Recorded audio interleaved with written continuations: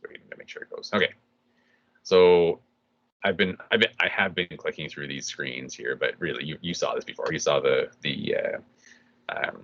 destructive interference in thin films and the anti-reflective coatings that they can make and so on. And then the binoculars have the coatings to let more light through, and then the thin wedges and the interference pattern that you get. And so you can actually use it to measure thicknesses, which is kind of cool. So we added this equation here.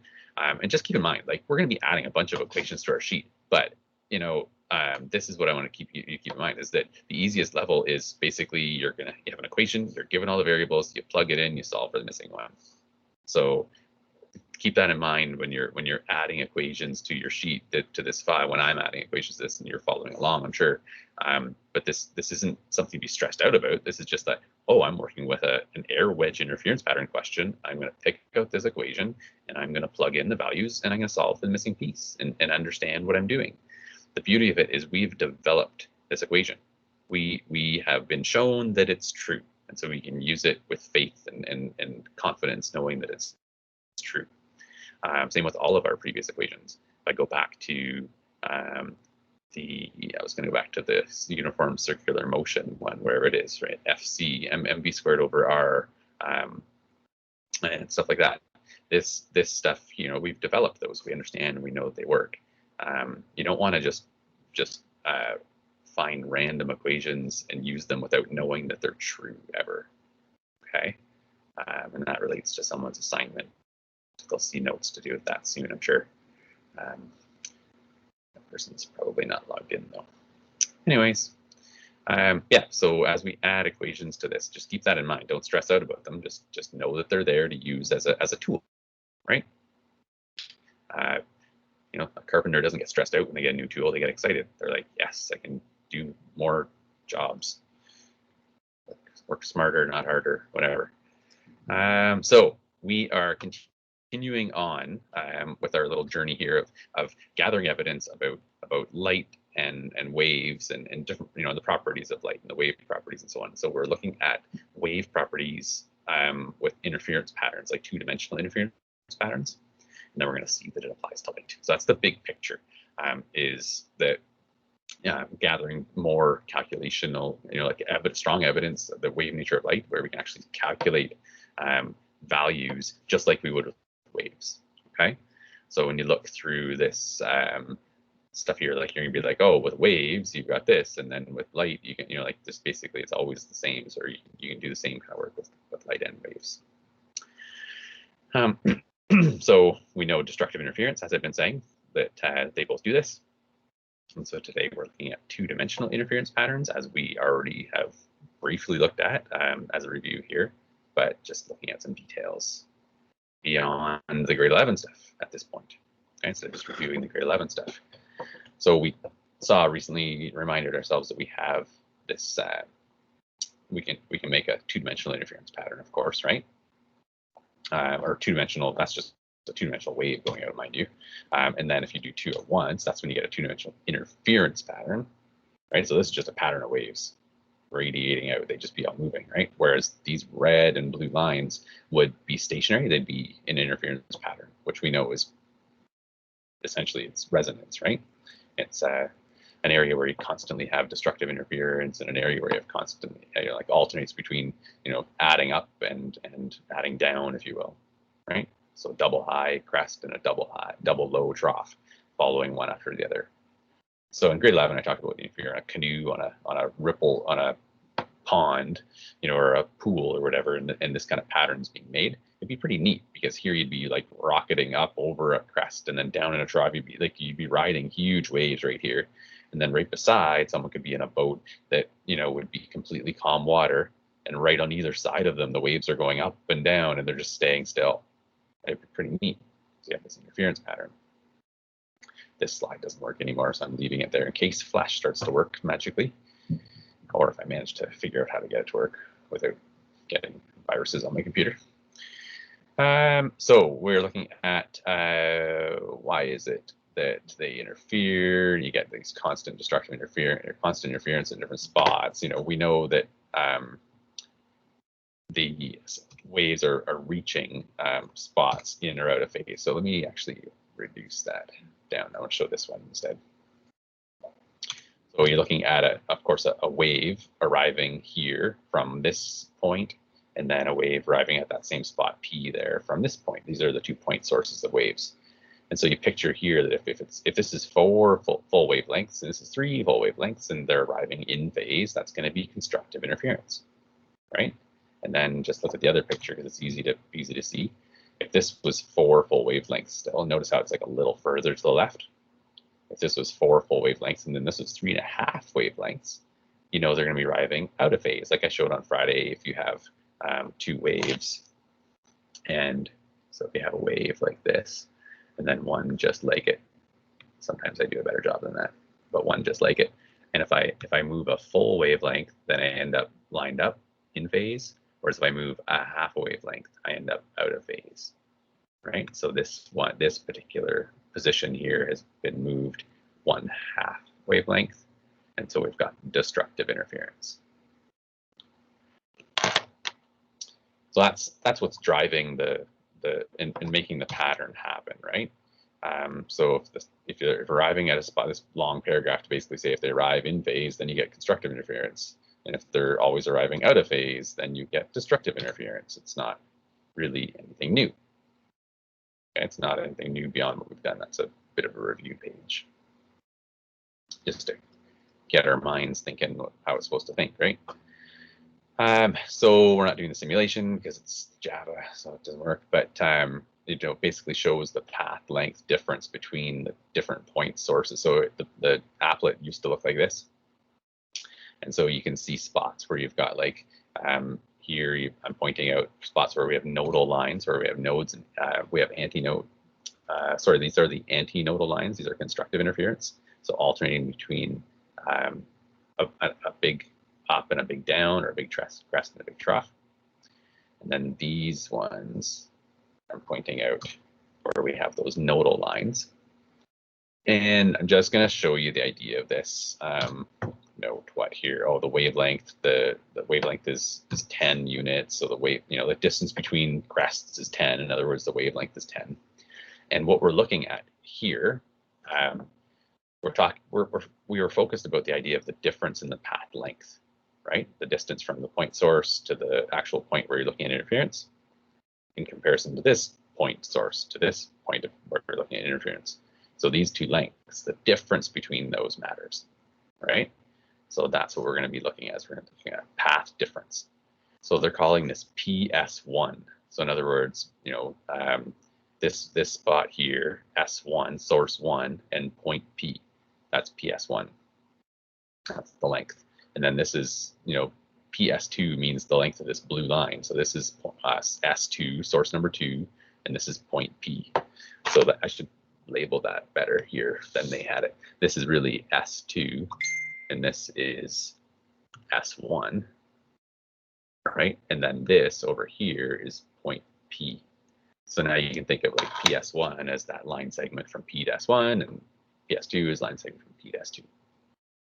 Okay, so the program can actually show you the different values. And so, for example, this screen was a screenshot when we're in the center, and these are the exact same length because you're talking about like a isosceles triangle, distance to here and distance to there and so on, right? So they're the same. So they're saying path difference is 0. Okay, so that's of course a spot where you have constructive interference because they're getting sent out in phase. They're of course arriving in phase because they traveled the exact same distance. So what you can do is in the applet I should say, or if I got Java working ever, I can move this thing around. So I can move it to this spot, I can move it to this spot, I can move it to that spot. I'm like deliberately going to spots where there's constructive interference. Or I can move it over here and I can go to this spot, or I could go to this spot, or I could go in anywhere along here, for example, where I'm moving my mouse. That would be all nodal lines. And so the computer, like the program, the applet can show you what the path difference is. Okay. And what you'd find is numbers like, well, you could fill in numbers if the applet works, right? So I'm going to show you numbers from when it was working. So you get a bunch of numbers. So you get, you get a path difference or path length of 224 and 229 and 252 and 267. You know, like this basically just giving you the different path length numbers, and then you can calculate, of course, the path differences, right? And so in a nodal line, we found you'd find the path differences are 5, 15, 25, and on the antinodal lines, you find they're 0, 10, 20, 30. Okay, so this applet is really just for showing the idea of what has to be true in order to get constructive interference and what has to be true to get destructive interference. And it all has to do with this diagram right here. Okay, so if you notice, the path difference was for, let's do nodal line for destructive interference. The path difference was 5, which is a half a wavelength, right? So if I go back to my diagram here, that's this one, right? I moved 5, it's half of the wavelength, half of the 10. Then if I moved it, you know, a full 10, obviously we're in phase again. If I moved another half though, so that's 5, 10, 15, then now I'm out of phase again, right? And so I've got, you know, that's this one here, that's the 15, 5, 10, 15, now I'm out of phase again. I'm at the next nodal line. So that would be if I put my pointer, my point P, here was the path difference of 5, and then along this red line would be a path difference of 15, and then 5, you know, 20, 25. This would be a path difference of 25, and then 30, 35, right? Path difference of 35 for this nodal line as we go through all the options. So long story short, I think we already kind of got it maybe based on what I showed, but you're looking at odd multiples of a half wavelength for nodal lines, and you're looking at whole wavelength multiples for constructive interference. Okay, this is in order to build an equation that works for making predictions about where things are going to be. So this is what I just said here: odd multiples of a half, and here we're talking about whole multiples of a full wavelength. Okay, so this is just summarizing exactly what I just talked about. Video doesn't work anymore either, unfortunately. So basically we're saying, okay, we understand this happens with waves, you know, everything makes sense. We see that it happens with waves and so on. So now the question is, does it happen with light? And so we're going to start looking at what's called the Thomas-Young's double slit experiment, or a lot of people just say the Young double slit experiment. But you know, we're talking about how there was evidence on both sides, right, for the wave particle debate of the 17th century. You know, scientists were trying to figure out whether it's particles or waves, and you typically had people that strongly tried to prove one way or the other, rather than just being impartial and saying, I'm collecting evidence and trying to decide for myself which it is. For some reason back then, people were a little more stubborn, and you know, you had Newton trying desperately to prove it's particles because he wanted all of his equations he was famous for to apply. Then you had other people saying, well, no, I think it's a wave because I've seen good evidence of that, and so on, right? So we have what here? One of the downfalls of our argument for wave theory of light is that many people deduced that if light really was a wave, you should see interference patterns, right? And these bright or dark bands, you should see them next to light sources all the time, but interference patterns don't happen very easily.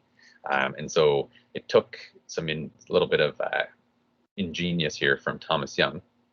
And he devised a double slit experiment. And basically, he needed to do that. This part here at the bottom, this part here I'm highlighting, right? So basically, having a double slit meant that the light coming from the two light sources were actually coming from the exact same source. So you're going to have one light bulb right behind two slits. And that makes it so the light coming out is actually perfectly in phase. Whereas if you had two light bulbs side by side, like Newton might have said, oh, look, see, you're not going to get an interference pattern. I can put a light bulb here in the room, or a light bulb there in the room, and I don't get patterns of bright and dark spots on the wall, do I? No, from two light bulbs, of course you don't. because the light coming from them is a crazy random, polarization. Everything's totally random. So you're not going to see interference patterns from just from two light sources. Okay. So you need to get it to the two sources to be very, very uniform and the same phase all the time and so on. So that's why the double slit experiment worked. So unfortunately, I don't have a double slit here right now. If I end up getting one, if I have a chance to get into the school and get one, I'll show a video of it or, during a lesson. Turn the camera on and show you, or take a video and post it or whatever. But when you're shining light through two slits, right? If light behaved as a particle, what would you expect to see? So just to be clear here, we're talking about sending light. So I'm going to make two slits here in a second. So picture like you have a barrier. Maybe I'll draw it instead because I want to make it sort of three-dimensional. So you have, picture a big wall. Okay.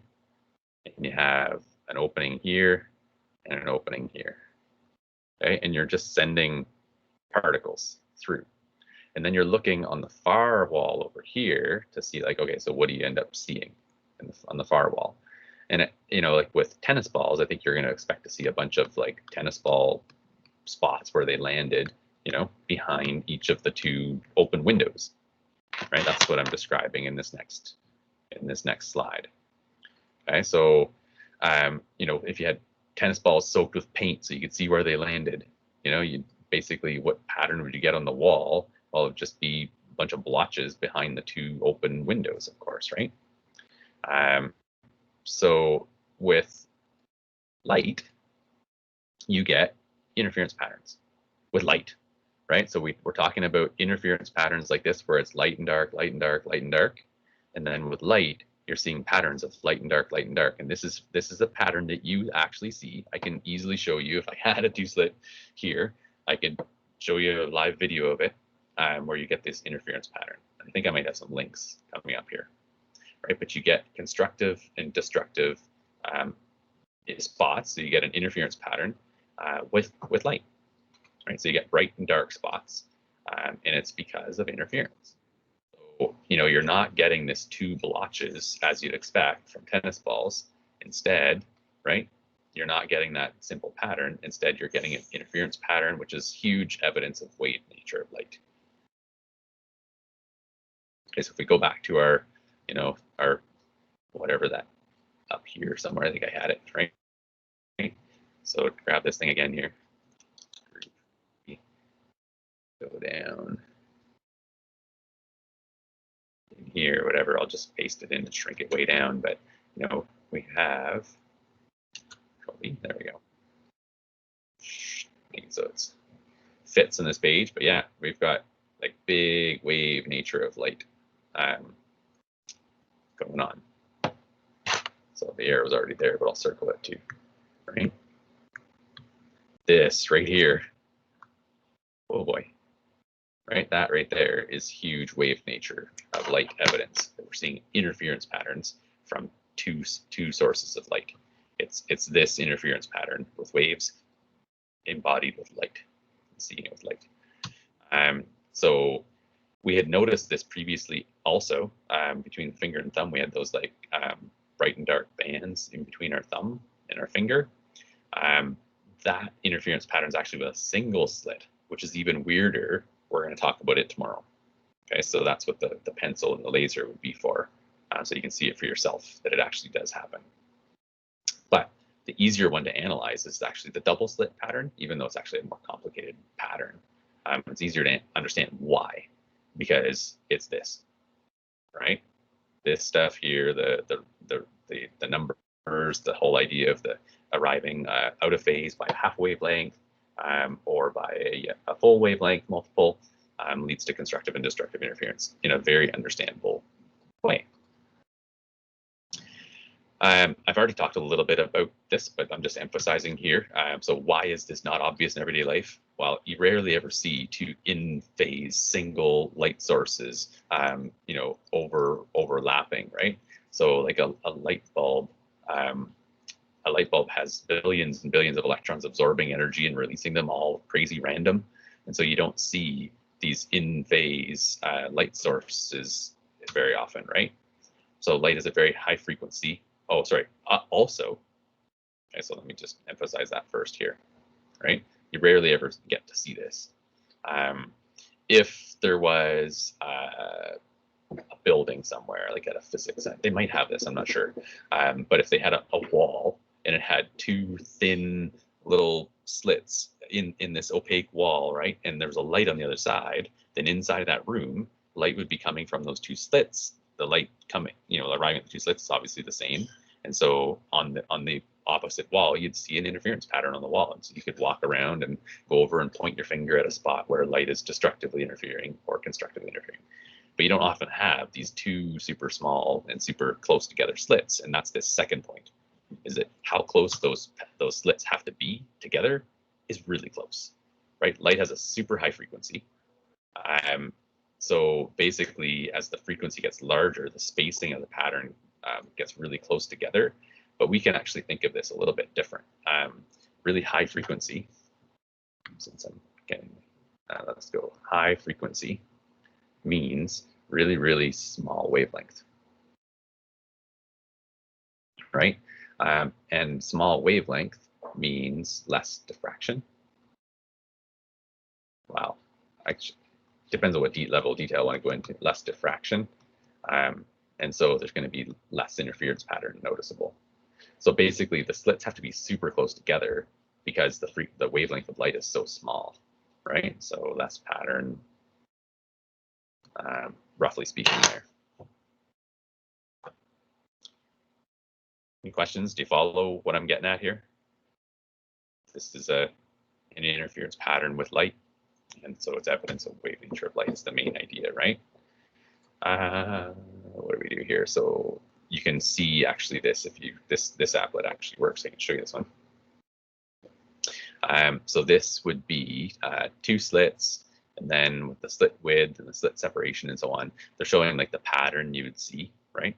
And so if the slit separation was too big, then the pattern crushes together and you can't even see it because the spacing is so small, it just blends together. So that's if you don't have your slits, close enough together. Your slits also have to be super narrow because if they are, well, picture this, I guess, right? Picture the light all, that's not really doing a good job. Slit width is actually giving us more intensity. I wasn't expecting that, wasn't thinking that was the case. But anyways, and with different wavelengths too, like if the smaller the wavelengths, again, the pattern's crushing together and you won't even notice it because it's all microscopic, right? Anyways, that's the kind of stuff that you can do if you have two slits and the laser, and you can point it through and you can actually go to different slit separations and see the different patterns. I'll have some pictures of it soon in the lesson as well. I wonder if I could jump ahead to a picture. I know I had it somewhere, but I just forget which lesson it's in. No, I guess it's after we analyze the equation to be able to make predictions. So it's not just evenly spaced bands. There's actually like this little bit of a different pattern. So when you see this pattern here, it kind of looks like it's just even bands, but it's actually like they're tapering off in intensity. And then also, wait, let me go to this thing, go to the live version of it. If I separate this way here, this is what I wanted to show you here. There's actually more of a pattern. There's bands here, and then there's like other bands, and there's some brightness here. Like it's this weird pattern, right? And that's what we want to try and make sense of. Really for the purpose of saying, hey, if we can make sense of this for waves and then see if it's true for light, it's again more evidence of wave nature of light. Okay, so we get this weird pattern. The one that's shaded in is the double slit interference pattern, and then this other pattern that's within it, like this one's the brightest, and then it tapers off, and then it gets brighter again, and so on. That's actually the single slit pattern, which is harder to explain, but we'll see that one soon as well. And it's the one we can actually make ourselves with 2 pencils and a laser.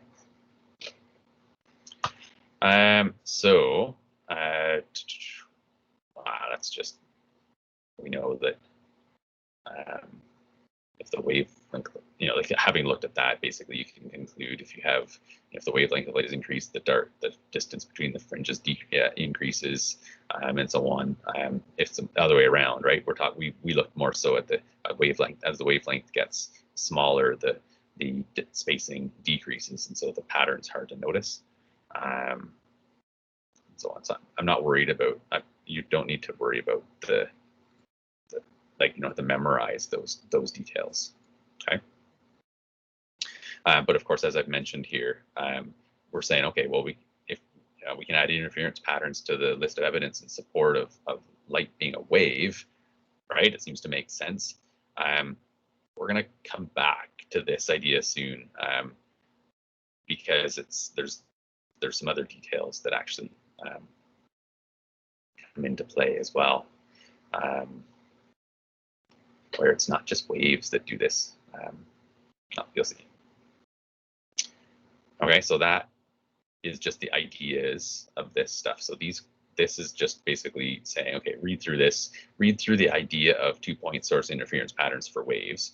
Loose reading, not taking notes and doing hours and hours or anything. Just gaze upon it and see, in 2-point source interference patterns in waves, 2-point source interference patterns in light, and be like, hey, that's the same kind of stuff, right? That's my goal for this lesson, just to say, hey, we can see that this happens for both. Okay, but as you look through that, if this was a normal semester, I'd be saying read through that tonight, but don't worry about the math for now, right? And so then the next day we look at the math. So here we go. So same stuff, same topic, just analyzing the math. So as I mentioned in the previous lesson, we have this like path 1 and path 2 to a spot.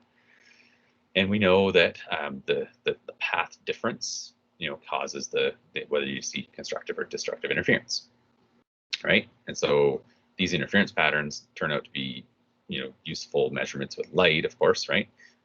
Just like standing waves were useful in 3U in grade 11, where we could measure the speed of sound, for example, with standing waves, right? Being able to make measurements and understand this is powerful stuff. So you can get like the wavelength of light, for example, a very accurate measurement of the wavelength of light by measuring interference patterns. How else do you get the wavelength of light? It's tricky. So here's the details. So we're looking at the first path difference. So in other words, in the center, it's the path difference is 0. When we go to a path difference, like the first spot here, where we're looking at like the first nodal line, then we're looking at the path difference would actually be the smallest possible for destructive interference. It would be 1/2 wavelength, right? We know that 1/2, but 1 less odd multiples. I don't know what I meant by that. I made this lesson a little while ago and went through it recently to make sure everything was good, but I just trying to remember what I meant by that. But the idea here is pretty obvious here, where we're like moving this thing like 1/2 a wavelength and ending up out of phase, right? So that's the first one. And then the next one, as we talked about in the previous lesson, still this double, but 1 less stuff. Oh, you know what? That's for later. We'll come back to that. So yeah. Okay, I get it. So what I'm going to try to do is I'm going to try and justify the link between what number we're talking about here in comparison to what we have here. Okay, so double but 1 less means like we have the first n value of 1, right? The first pattern. We're like, oh, n equals 1. Okay, so if we double that, we'd get 2, right? But then look at, we've got a 1 here, so we're 1 less than the 2, 1 less than the double. And then we had talked previously about how, the next nodal line would be, once we go to a full wavelength, of course, it's constructive. An extra 1/2 brings us to 3/2. Well, what's the link between the 2 and the 3? It's double, but 1 less. Double of the 2 would be 4. And then in here, whatever, however I want to show this, be one less, right? Minus one. Too much stuff going on there right now. Okay, double, but one less. That's what that's meaning. So that's going to give us a mathematical relationship that can predict this stuff for us. So again, the third one is going to go to, instead of 3 halves, you go like 4 halves, but that's 2. So then the next one that's odd and off by a half would be 5 halves. And so again, that's double, but one less, isn't it? We have the 3. And if you do the 3 times the 2, you get 6. And then, of course, take away 1, you get the 5, right? So the math for this shouldn't be too surprising, where you see n minus 1/2. And so n minus 1/2 comes from 2 of the n, take away 1. Okay, so that's the double, but 1 less. Right here, double, 1 less. Boom. And then because we have this factor of a half all the time, let me go with a different color here.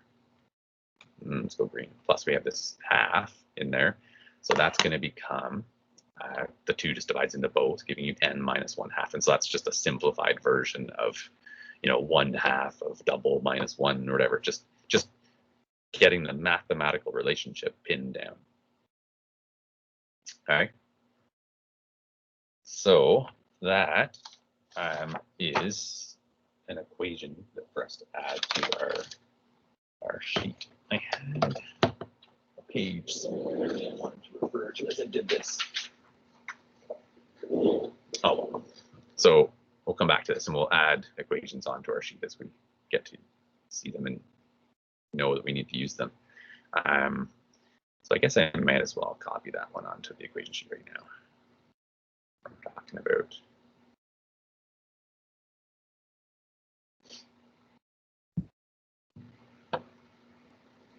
So this is 2-point source interference.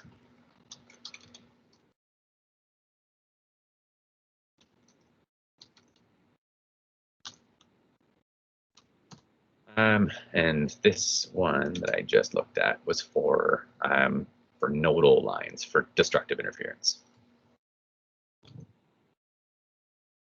So we need that. Oh, this, by the way, the green there was just to remind you, don't stress out. Just like if I gave you, if I gave you this value, this value, and this value, and then I asked for that one, you can figure it out. Like that's what I'm illustrating there. So it's just the first level of problem solving for these equations. You each variable and you just have to solve for the missing one, right? I give you all but one of them. So this is for nodal lines. Or this is, let's put this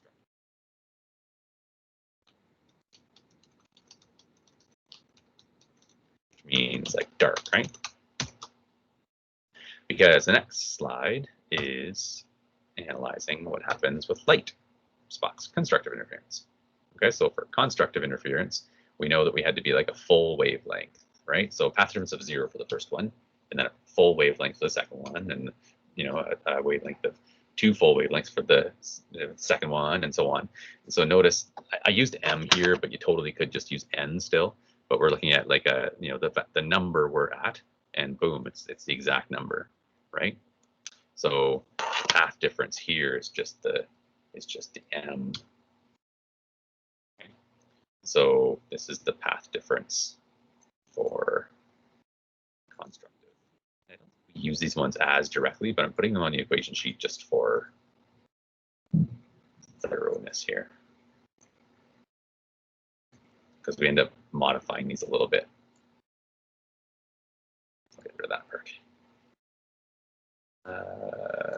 Actually, I should leave that. These are just about path differences. We have.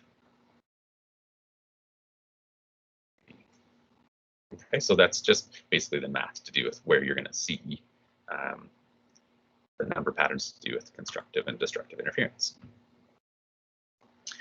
So in order to get it so it's something you can measure, we have to start looking at the pattern and the geometry of it.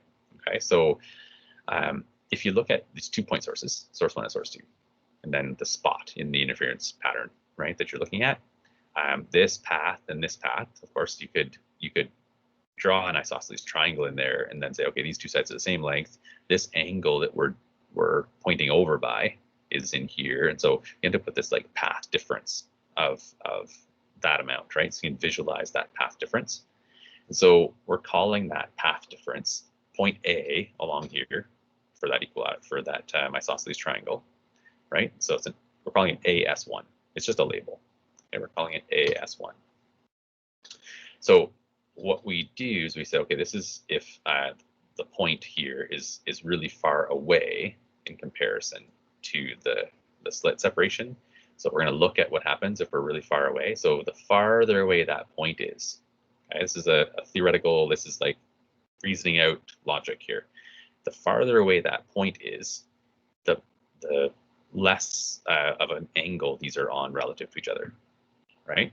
Like light rays from the sun, for example. We think of light rays from the sun as coming in parallel to one another because the sun's so far away, right? So what we're getting here is that, what did I have there? Oh, I just deleted the one. So these guys are going to be parallel to each other, okay? And so basically those angles become 90 degrees in this analysis, and we still have our path difference AS1 here. Okay, so we're reasoning out what happens for points on an interference pattern that are really far away in comparison to the slit separation. Now remember, the slit separation is really small. So we're doing this. Let's go up here. We're going to say since slit is really small, needs to be really small for light interference patterns.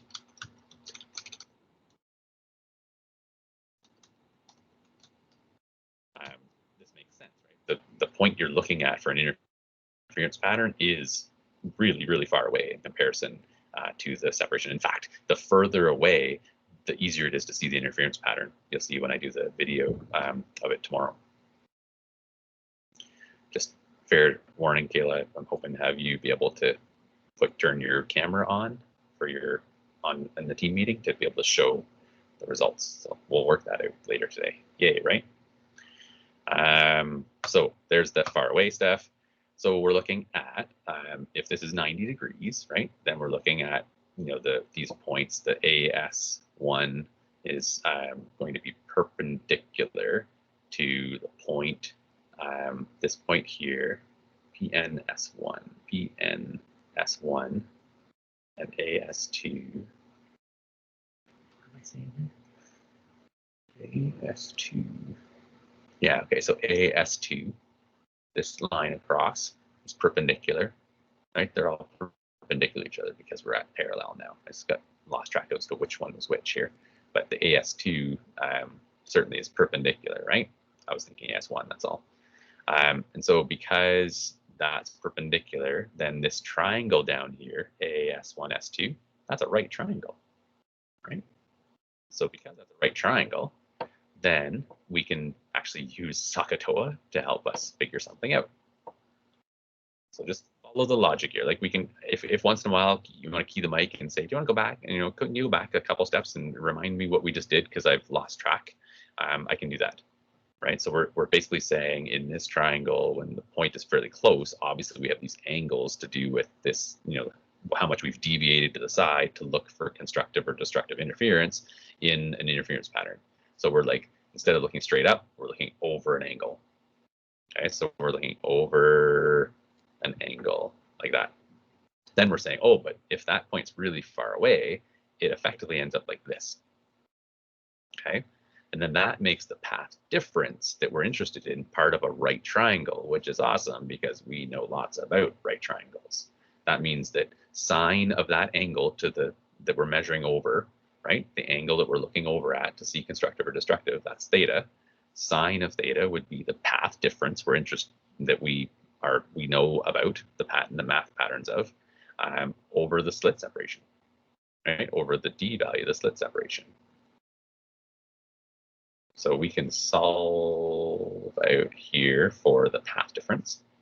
We know from the previous page, and I put the equations on the sheet prematurely a little bit, but that's the path difference, AS1. the new version for this equation is going to be the path difference is actually equal to, we know that n minus 1/2 lambda for destructive, for example, right, is equal to that path difference. So we end up with this. What that does, now the ones with the stars are the ones that we're really going to use a lot. So let's copy that all once I get this. So the n minus 1/2 version is for destructive, and then for constructive, it's just n. Like I can totally just change that to just be n instead, but n or m meaning that which one we're looking at, the first dark or the first bright. You know, first dark for this one, first bright for that one. So that is an equation. Now, can you see why that equation is more useful, right? It's more useful because you can actually look at it and say like, oh, I'm looking over at an angle of 20 degrees to see the spot, you know, the destructive spot. And so, you know, if you know the slit separation and you know which one you're looking at, you can measure the wavelength of light, right? Or if you know the wavelength of light, you can actually measure the slit separation. You can use this. Okay, chemists can use this. Physicists can help chemists measure the spacing between molecules in a crystal structure. So picture shining known wavelengths of light onto a crystal, and then you get an interference pattern. You get an interference pattern because the spacing between the crystals, right, is a certain amount. So you can actually measure and end up measuring that distance between the slits based on the interference pattern information. You like on the interference pattern, you go over like the third one, and it's this angle, and it's you know the wavelength, so you can get that spacing between the crystal structure. So there's a real use of this stuff that we've been talking about. Okay. So that's this on the equation sheet. This is the more usable one, right? Whereas this is true, but you're not really measuring the path difference typically, right? Directly like that. What did the N say? Like the writing beside the N on that page? So the N, so this the rate on this one here. You mean? I think that's the like if you're looking at which destructive interference you're looking at off of center. So picture your two slits. So let's go S1 and S2. So source 1, source 2, or slit 1, slit 2 really is what they are, right? And then when you look at the midpoint between these, and you have this line that goes up in between the two. Having trouble getting my pen to work properly here, but that's the midpoint, right? And so, for example, if you were looking over a certain angle, so if you're going over here like this, a certain angle, and you're getting to say the third dark spot, or let's just make it easy and have it be the first dark spot, right? This is an interference pattern, and it's bright here.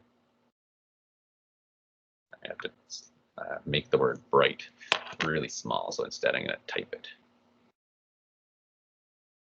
Let me get that out of here. Okay, so I can say bright, of course, in the center. Right? And then if this spot right here is your first dark spot, your first, destructive interference band right there, right?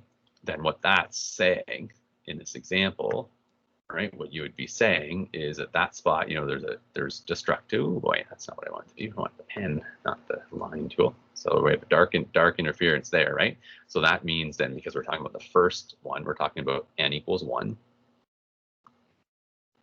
And then d is the distance between the slits. So we got what n is and we got what d is. And if we say, knew this angle, if this angle value was known, like, oh, we had to go over a certain number of degrees, like we went over 15 degrees or something, then you're like, I have that value too, then we can actually calculate the wavelength of light. Does that help? Yeah, that does. Thanks. Perfect. So I'm just going to page and have a page dedicated to that extra help bit. So for example, let's just say, I'm get rid of that part. Yeah, I'll move my example word up here, actually. So the example we're looking at there is if you can measure the wavelength of light.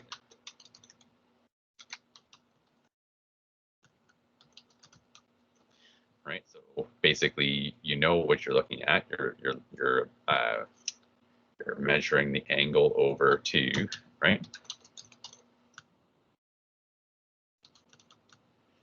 To the first nodal line.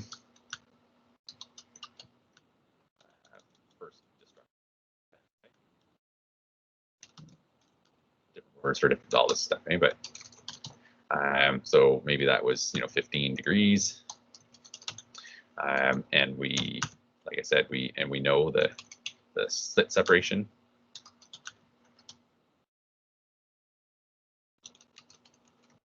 D equals some number, and the angle was known, the D value is known, the N value is the first, so that's what I need to do up here is N equals 1.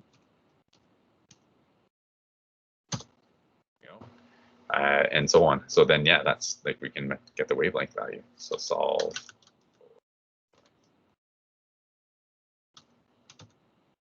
Right. So let me just get rid of that part. So, and that part because we're talking about destructive interference, right? So there's an example worked out. And then the one that I just mentioned too, I'll modify this page to be the crystal structure. So measure the slit spacing.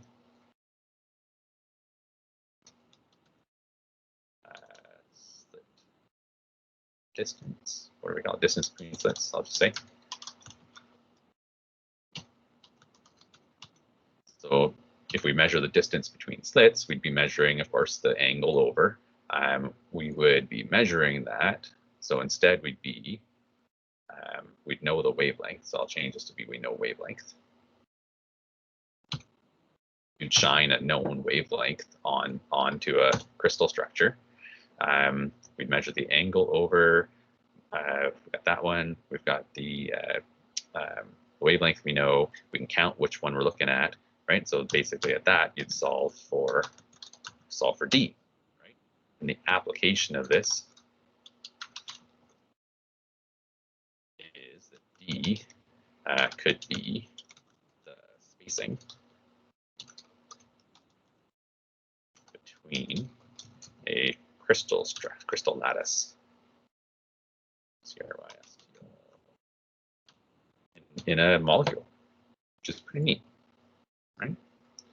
So I hope that helps you see why this is important, why scientists needed to figure this out. It gave a lot of new tools, a lot of new information. All right. So the third method, like this also makes it even more useful for light and interference patterns. Because it ties the interference pattern to the distance to the screen, which is also, of course, really easy to measure, right? Because you can make the distance to the screen a nice, big, very easy to measure value. This page is a little awful, okay? But just think of the point sources here, right? And we're over here to some point on a screen. We can measure the distance from the center of that perpendicular line. This is a perpendicular bisector, really, right? This line here, the perpendicular between the sources. So you could measure that distance. You could measure, the distance to the screen itself, of course, and all this stuff. So what I want to do, I'll probably just gloss over this a little bit. This does thoroughly show everything. We end up with this equation. Okay, let me just show you what we're trying to get, and then we'll show you how you get it. Okay, but this equation has the slit separation in it. It has the wavelength of light in it. That's supposed to be a wavelength there, right? No, that's xn. Sorry, wavelength's over there. Good. So the wavelength's there. The xn is the distance from center to the dark spot. So that's the xn. Okay, very measurable. L is the distance from the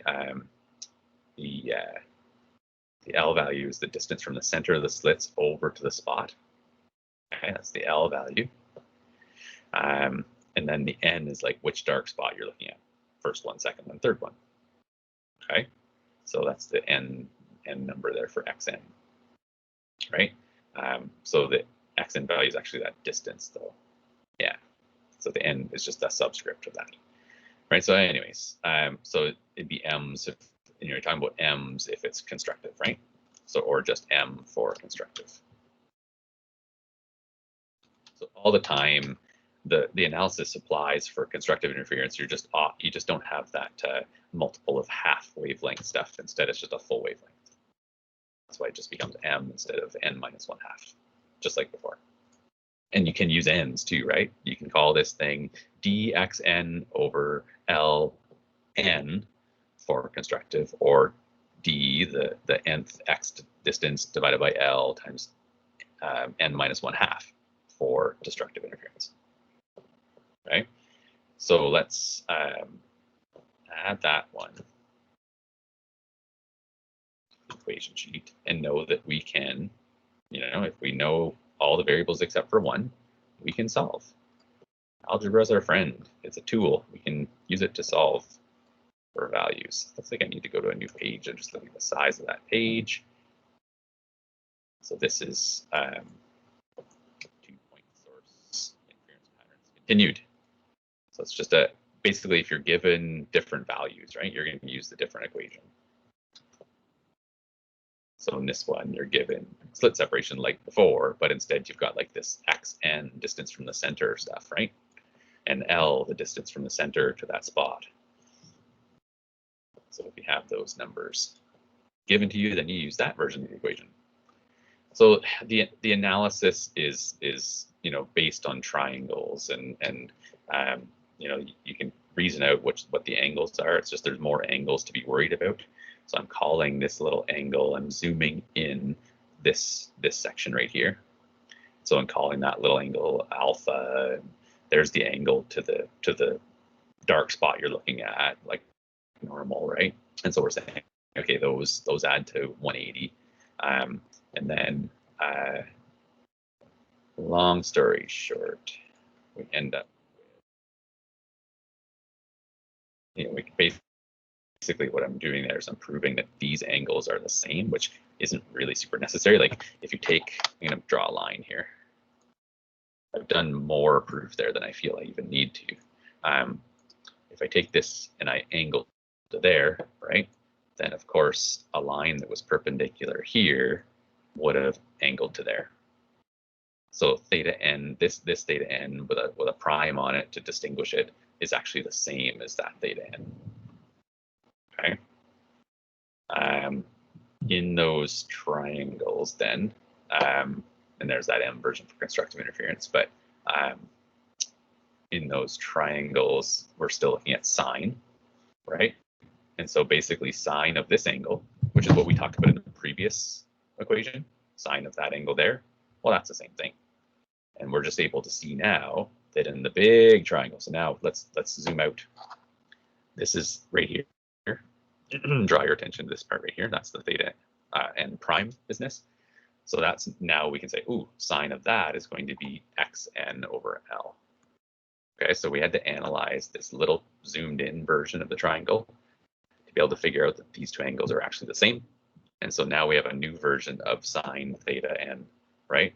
We can say, oh, that's equal to xn over L, and we know that's equal to the path difference stuff from the previous equation. And so we have this new version of the equation, which people often algebraically manipulate to be that. Because we're interested in wavelength a lot, right? Either given it or you want to know it or whatever. So I know the analysis is a little weird. This analysis, like I said, was just to prove that these two angles are the same. Then we just zoom out and look and be like, oh, so sine theta equals this over this, xn over L. And we know from the previous equation that sine theta equals the n minus 1/2 lambda over d stuff, right? N minus 1/2 lambda over d. And so we can solve for lambda. Gives us a new version of an equation that works. And for different, depending on what you're measuring. So for light patterns, this is again, depending on what you're measuring, right? The distance between the bands is often nice and easy to measure, okay? So it says right here, distance distance between the bands, and it says, it's easy to measure. So it'd be nice to have an equation that has the distance between the bands in it, a delta x in it, right? So from the previous page, we had this equation here, the blue. I should maybe just point out before I show the bits there, but that was the equation from the previous page. And so if I'm solving for xn, that's what this is. So solving for xn. So I'm going to divide both sides by d. Let's analyze it out. There's the divide both sides by d. Gets xn partially alone. I have to multiply both sides by L and then minus 1/2, right, to get that alone. So basically that gives us xn, right? So that's, keep in mind, that's the distance. If this is the center line, then we're talking about, xn would be the distance out to here, right? Call that xn, distance out from the center.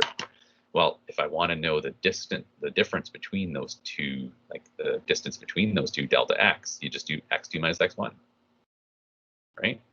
So x2 minus x1 can just go in as, and then I think I did like another version where instead of just 2 minus 1, I did the third one, take away the second one, and so on, just showing that it would always work. So the main numbers there are x2 minus x1, the blue stuff. Okay, and it works out to be a 3/2 take away a 1/2.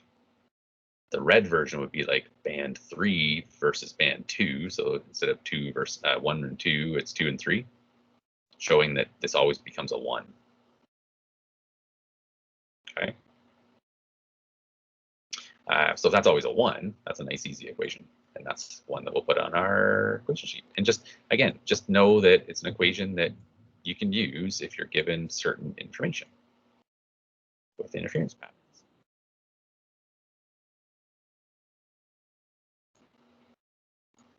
So I'm a little bit trying to make sure you realize that this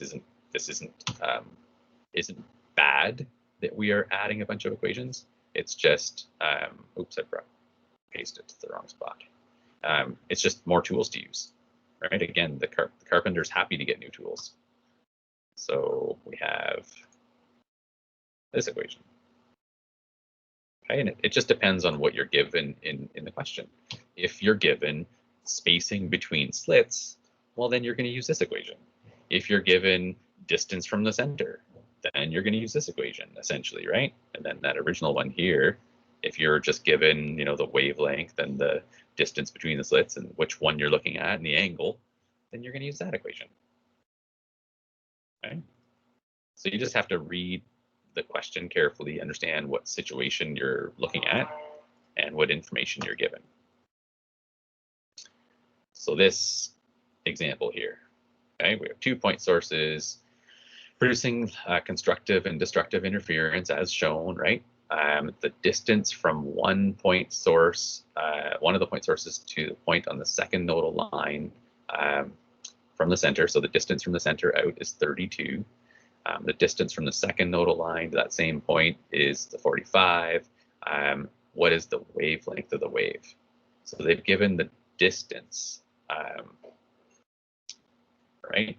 They've given the path lengths, essentially, right? So they're saying the distance from the point to the spot and then the distance from the point to the spot. They've given those two values, and they've told us it's the second nodal line. So you should recognize that this equation applies. They've given us the path length, which allows us to calculate path difference, right? I was thinking we weren't going to use this one much, actually, but it totally is doable, right? So that first equation I put on there makes sense. We can just plug the numbers in, solve for wavelength, and get the wavelength. So this is for waves.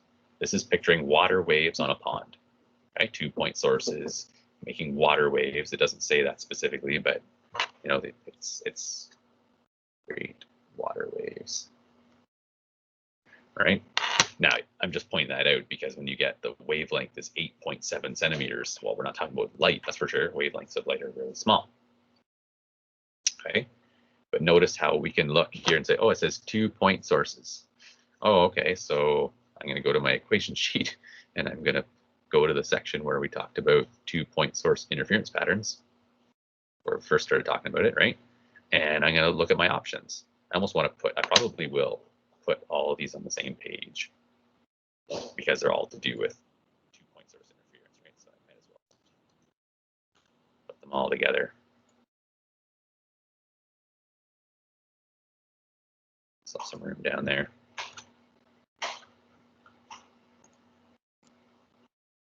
And this page is all about 2-point source interference patterns and so on. It just the only difference is like what you're given in each question. So which equation you use. Okay, so let's I think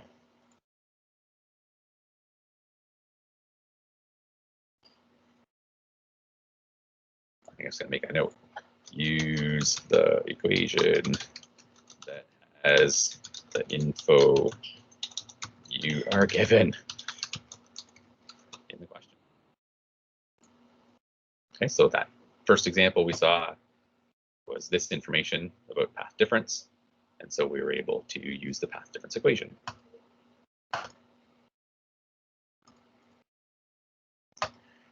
Next question. So what do we have here? Light from a pen, light from a laser. So now we're talking about a light question. I'm going to point out this one was water waves.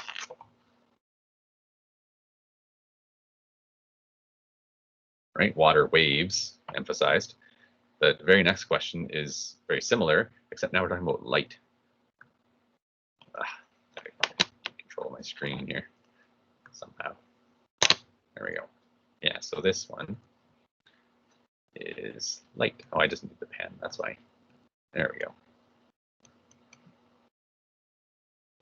So we're talking about light, but anyways, we have a laser, has 2 narrow slits. The slits are close enough together to create an interference pattern. It's a distance from one slit to the second bright fringe. So from one of the slits to the second bright fringe, and then it says the distance from the other slit to the bright fringe. This is the exact same kind of question, okay?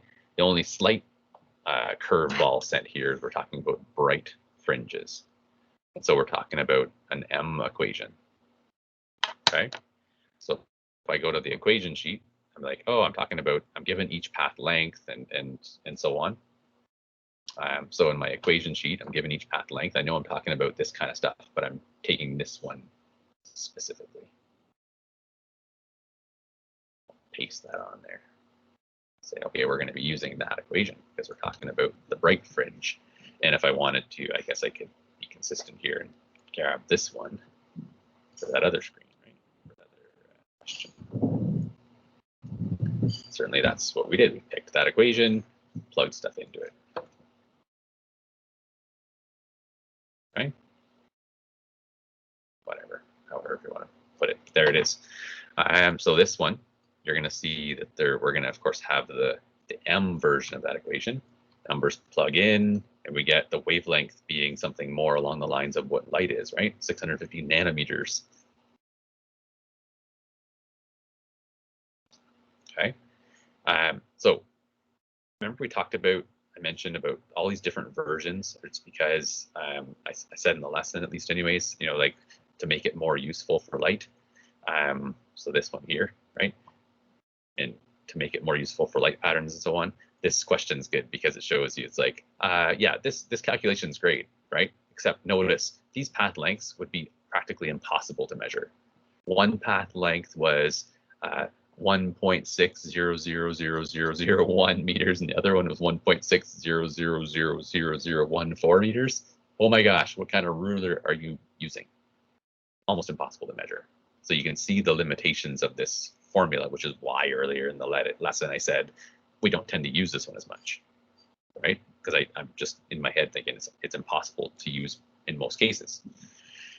So this one would be a little more reasonable as to what you would actually do. Okay, so this, again, we're talking about light, right? But we're using these wave equations that we've developed to do and using them for light. So we have a wavelength of 540 nanometers shined at 2 slits that are separated by a distance of, so what are we given here?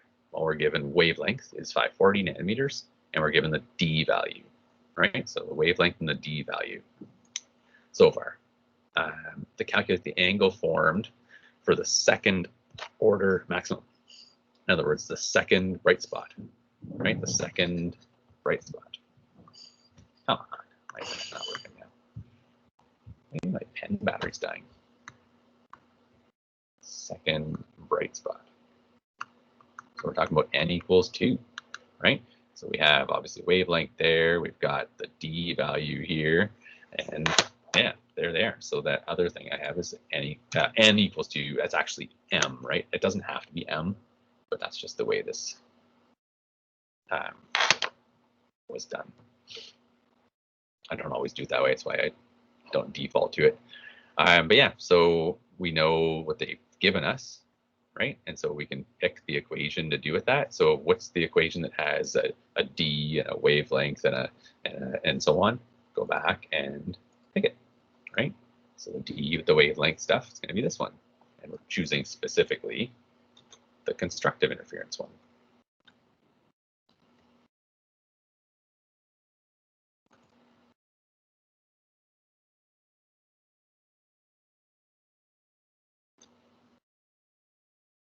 Right, so we're choosing the equation and the m lambda over d business, and the sine theta is just in a reverse order, so it looks a little different. So that's the same equation, and you know they're showing, oh, solve for theta, plug your numbers in. That way you don't have to show significant digits or numbers along the way in your calculations. But they solve for the angle, which is what they asked for. Right? I should have pointed that out. Even here, I like doing that. Helps keep you on track as to what you're trying to do. Do you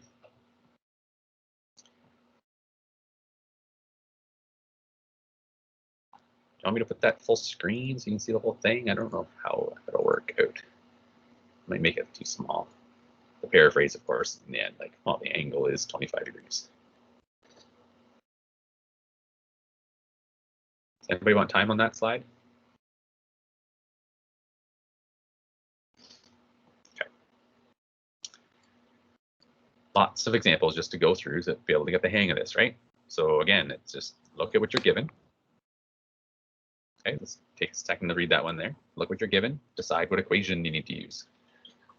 So again, we got a beam of light, but we're looking at interference wave, wave property interference patterns. So they gave us the wavelength. They told us the angle for the third dark fringe. So we've got a theta value of 4.2, we've got a wavelength of 640, we've got an n value for dark fringes, right? An n value of 3. And it wants the d value. So I'm going to put a d value with a question mark because they won't have it there. But certainly they have in here wavelength is 640 and the angle with the subscript there showing us the angle to the third one, but no big deal. So that's the same equation essentially, but the destructive version, right? So that's this one. Copy and paste. So we can show that we are able to use the new tools we've got, right? So the theta can go in as 4.2, the d is what we're looking for, the wavelength can go in as 640, and the n can go in as 3. They don't have the n on there. Third dark fringe, n equals 3. Right? It'll be in their work, but they just didn't show it as clearly as I'd like you to. So there's the equation, of course, and there's the numbers, right? Plugged in, even the 3. They solve, of course, and whatever, but who cares? You get your d value. We're able to figure out the distance between those slits. So if I do bring the slits home from school at some point, we could measure values. So if we measured the angle out and used a 640 nanometer laser and looked at the angle out to the third one and so on, we'd be able to figure out the spacing between the slits. You can't even see them. You can barely see them with a magnifying glass, but we'd be able to calculate that they're 2.4 times 10 to the negative 5 meters apart. Kind of neat that we can actually do that. We just involve measuring angles and so on. Mr. Horn, I'm kind of confused on the questions, like when it says like the angle formed between like the right bisector, and the other one said something about like the angle formed between like something in the center. Like I don't know what that means. Stuff, right? So here they're just saying this between the central maximum and so on. It's the same wording. It's the same meaning. It's a different wording, I should say. So this between the slits, you're supposed to have like a perpendicular line. Their diagram's a little bit wonky here, but that's the perpendicular bisector between the two slits. And so we're talking about like the second bright line between them, and so on. So that's m equals 2, right? And so when they say, in this one, they said central maximum, so that meant this, whereas in this case, they're saying right bisector. And so I'm going to draw the exact same green line on there because it really does just mean the same thing. Okay, so there's that right bisector. I have to move it down enough that I'm at the, like their angle's a little, like I said, a little wonky too in this one. But there we go. So there's the first dark fringe right there, second dark fringe, third dark fringe.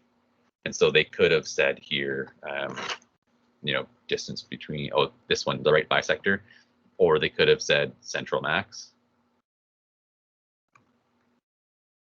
Okay, so it's observant of you to notice that there's like slightly different wording there, but they do just mean the same thing. Does that clarify it enough for you? Yeah, that's good. Thanks. Perfect. So this is the right bisector. So we got both wordings on both pages when you look at it later. Thanks for pointing that out. Helps for keep the clarity as clear as we can have it. What do we got here? So a beam of light directed at two slits that have a distance between them of 0.15 millimeters. So we are going to list, of course, D equals 0.15 millimeters. Probably the first thing they list. Good. If the distance between the first and the fifth dark fringe, that's a little tricky, right? The distance between the first and the fifth dark fringe is 7.3 centimeters. So let's picture the first dark fringe and then the fifth. So first, second, third, fourth, fifth. And they're saying that this distance. So if you see a question like this later on, of course, this is what you're going to do to help yourself through it, right? What are they telling us there? Instead of just telling us directly, they're allowing us to figure out what we need, right? So remember, one of our equations was to do with the spacing, right? So our equation down here with the spacing between the slits, that's what they're essentially telling us there, just in a bit of a hidden way, right? So to me, I'm looking at that and saying, okay, well, that means we're talking about how many spaces then? We've got a space, 1, 2, 3, 4 spaces, right? That's 4 spaces. Or in other words, 4 delta x's, right? And so we're looking at 7.3 centimeters divided by 4 gives us what delta x is. So they'll probably have that written somewhere, but I'm not sure what they tell you there. Yeah, they have it. So they're saying 4 delta x's, right? They're not saying delta x is 7.3, they're saying 4 delta x is 7.3. And so, of course, that quickly becomes what I showed here, the 7.3 divided by 4. Okay, and they also gave us a screen that's located 4 meters away. So that's the L. Okay, so the L is the screen distance away. So, of course, we're going to the equation sheet and saying, okay, I've got an interference pattern between, two point sources of light. And so I need an equation that has to do with spacing. Copy and use. Right? So that's the exact equation as it looks on our equation sheet to help make this be as doable as we can make it. There we go. So that's the equation we're taking out the equation sheet, and of course you'll see it used. So they show the idea that they're like the idea of 4 and so on. It's a little hard to make these wide spaces. The dash has made it a little easier, I think, in my mind. But so there's the equation. Oh, there's the calculations to it. Delta x, I should say. There's the equation that we're saying we need to use. Delta x equals, boom, boom. Plug in numbers. Of course, they solve and then plug in numbers, but same deal. Okay. So that allowed us to solve and figure out, oh, this must be 680 nanometer light. So if I wasn't sure what the frequency was of or wavelength was of a light source, we could measure it. Okay, so all these examples, you just picture them as like, just the first order of business is determine which equation applies. We're clearly talking about double slit interference patterns, and so we just have to figure out the equation that applies. So what about, is this the, yeah, this is another one. Good. So the given information is already there. That's really not that much of a secret, I don't think. But like if as you're reading this, you're thinking, oh, 600 nanometer light. Okay, good. There we go. Screen's located 2.5 meters away. That's the 2.5, the L. We're talking about the 8th. Must be the 8th bright fringe. Yeah, the distance from the right bisector to the 8th bright fringe. I'm gonna extend this underlined. It's the 8th bright fringe. So we're using, first of all, the bright fringe, the constructive interference version. And they're giving us that value, right? They're giving us that 1.8. So which equation is that one? It's going to be this one. Okay, so just M though for it. So let's modify this right now.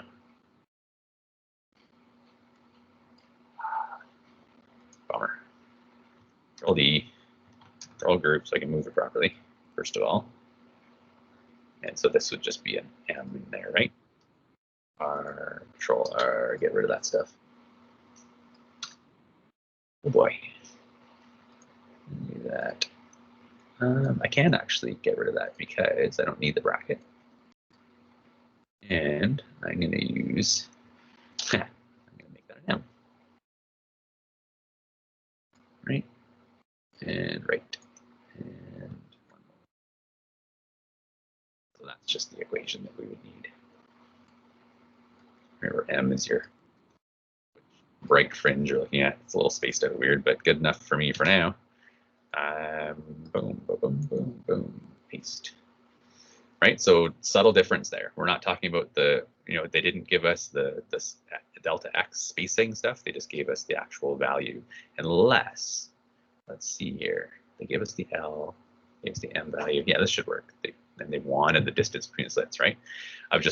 My unless was unless they wanted us to get the delta X, right? If you know it's the 8th bright fringe, you certainly could still figure out what delta X is, because you've got it's bright in the middle, right? That's the middle, the central maximum. And then you've got 1, 2, 3, 4, 5, 6, 7, 8. 8th bright fringe. A little unclear as they're talking about. Are they talking about this is the first one? First bright fringe? Or is the middle one the first one? Wait.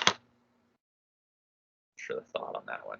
Now, I know they're going to be using this equation anyways, but just for the delta X value, I'd be wondering which one they count as the first one.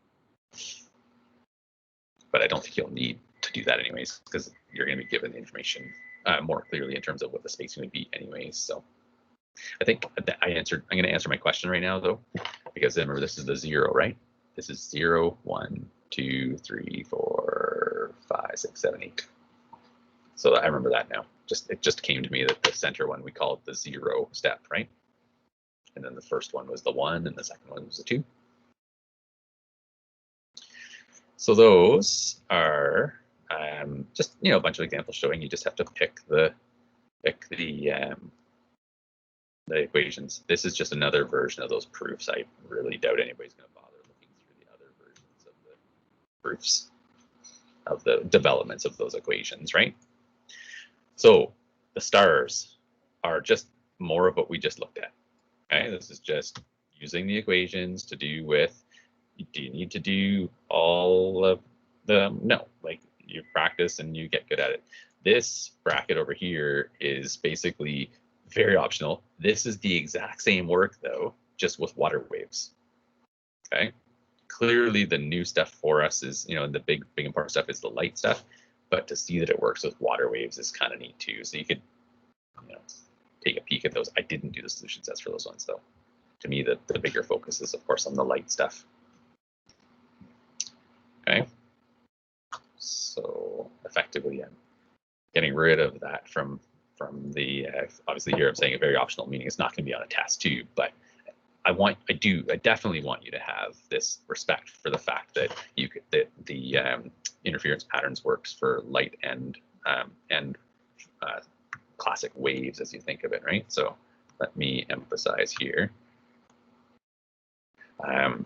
the 2D interference pattern equations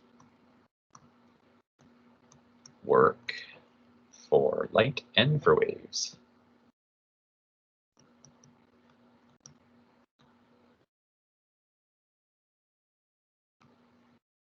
Oops.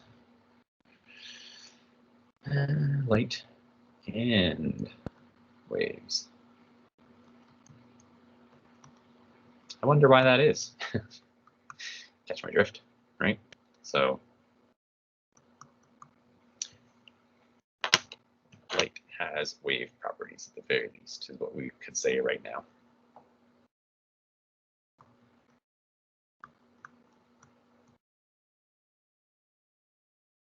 Notice I'm not saying right now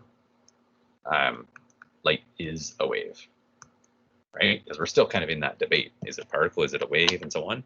So, but at least right now, with absolute certainty, I can say it has wave properties. We're able to measure wavelengths and distance between slits and so on with so much accuracy and detail. It works so good. It's undeniable that light definitely has wave properties.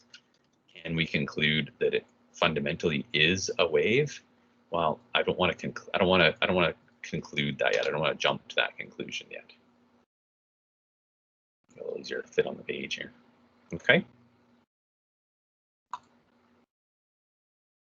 So that's the details to do with the double slit patterns. And like I said, I have a video, not video, but some pictures in the following lesson as well that will show a lot of it. But there you go. Any questions? Is there much that changes for the nodal and the antinodal lines? No. Like we started talking about the difference, and then by the end, I'm not sure like if that was still applicable. So screen here showing is just that your path difference. If you're looking at destructive spots, dark spots, you use this number pattern, and if you're looking at bright spots, use that number pattern. And then same thing for all the way along, right? N minus 1/2 for the dark stuff, or just N, or call it M if you prefer, but so you don't need the minus 1/2. Same thing here, N minus 1/2, or in other words, just M. The only thing I would maybe want to do for here is make this look less like a subscript, because that looks like L subscript M, right? So I'm going to make that be an M full bore. Make them an L and an M in there, and then this is the XM, means like the distance to that. This one is a subscript label here, but so did that answer your question? Yeah, it did. Thanks. Okay, good. I thought I just want to make sure I understood what you're asking clearly. But yeah, that's the only difference. If they're saying you're looking at bright spots, use the one with just the M. And if you're looking at spots with dark spots, then you use the one with N minus 1/2. And that goes all the way back to this lesson from the previous day in regular courses, to do with the idea of this pattern, right? Where if we're off by a half wavelength, we're at dark areas, and that's why the half's in the formula. So, so there is 45 minutes left of ministry mandated curriculum time. Go ahead and get started on the questions. Also keep in mind that we have that assessment for the motion unit, anything to do with motion, on Thursday. And there's going to be whatever number of questions, and you're going to sit down and do it and submit it. All right. So it's kind of like the assignment, it's only just more like a test, if you will. Momentum, energy concepts, the Hooke's law, springs, like basically I'll make sure to go through questions from the previous assigned work about the energy stored in a spring when you compress it, and then how fast will the object end up going as it's released, or how high up will it go if it's vertical, or there's all those things we've done. I just want to make sure you can actually do that stuff. Okay, so let's put it this way, if you've been following along and doing a good healthy amount of the questions that were assigned and going through the solution sets and you're on track with all that stuff, Thursday will be a piece of cake. If that's not the case for you, I highly recommend you make that happen. Get on it. Get some questions done if you're behind. Okay? All right. So as usual, I will stay close by here until noon, and then I'll be back at 1 for help. And we have that grenade assignment due tonight, right? As a reminder as well. All right, so I will turn my mic off and stop sharing the screen and upload stuff for you shortly here.